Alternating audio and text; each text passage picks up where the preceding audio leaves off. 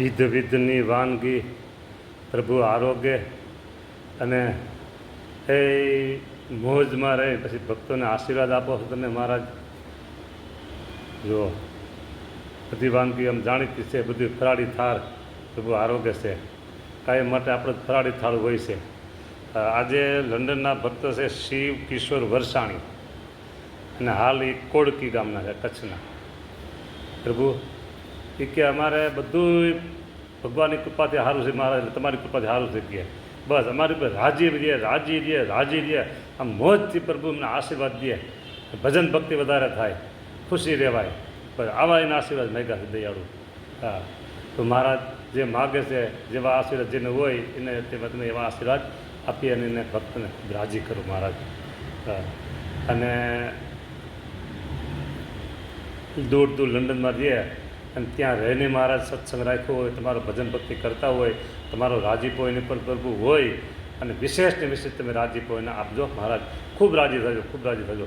આ બધું વિકી ભગત કરે છે બેઠા બેઠા અહીં આપણે વાધા પર ચોકડી પાસે રહેશે રાજકોટમાં, અને એ બધી તોને પ્રેરણા કરે છે થાળની.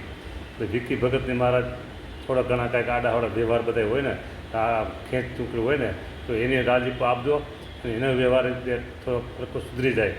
અને બીજા એક તમારા બાળ ફક્ત 10મા ધોરણની પરીક્ષા આપી છે અને ખૂબ તમારા વિશે હેત છે. એ કે મેં એને કીધું શું નિમિત્ત તમારે કરો, એ કાંઈ નિમિત્ત નહીં, બસ મારા રાજી દે મારી ઉપર કે મહારાજ.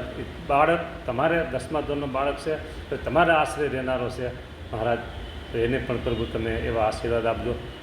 એના જીવનમાં ખૂબ અભ્યાસમાં સારી સારી પ્રગતિ થાય. એના જે શુભ સંકલ્પો કંઈને બતાવ્યા નથી, કીધા નથી, રાજીપાની વાત કરી છે, પણ છતાંય મહારાજ એના શુભ સંકલ્પો જે કરે ને મહારાજ એક જ સંકલ્પો તમે અધૂરો રહેવા દેશો નહીં એને. ભાઈ એવા આશીર્વાદ દેજો. નામ છે વેકરિયા યશ, વેકરિયા યશ છે સમજા. તો પ્રભુ એની ઉપર તમે ખૂબ રાજી રહેજો. અને આ ભક્ત દર્શન કરનારા ભક્તો કોઈ રહી ન જાય મહારાજો.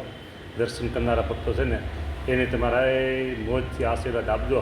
હા, અને એના જીવનમાં તમારી ભક્તિ વ્યવહારના મહારાજ ક્યાંક આગા પાછા બધા છેડા રહેતા હોય તો છેડા પૂરા થઈ જાય બધા અહીંયા.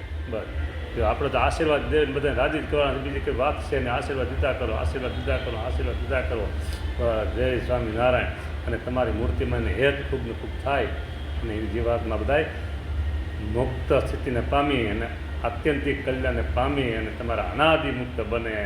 આવા અનાદિમુક્તના આશીર્વાદ બધા મારા તમે આપતા રહેજો. જય સ્વામિનારાયણ.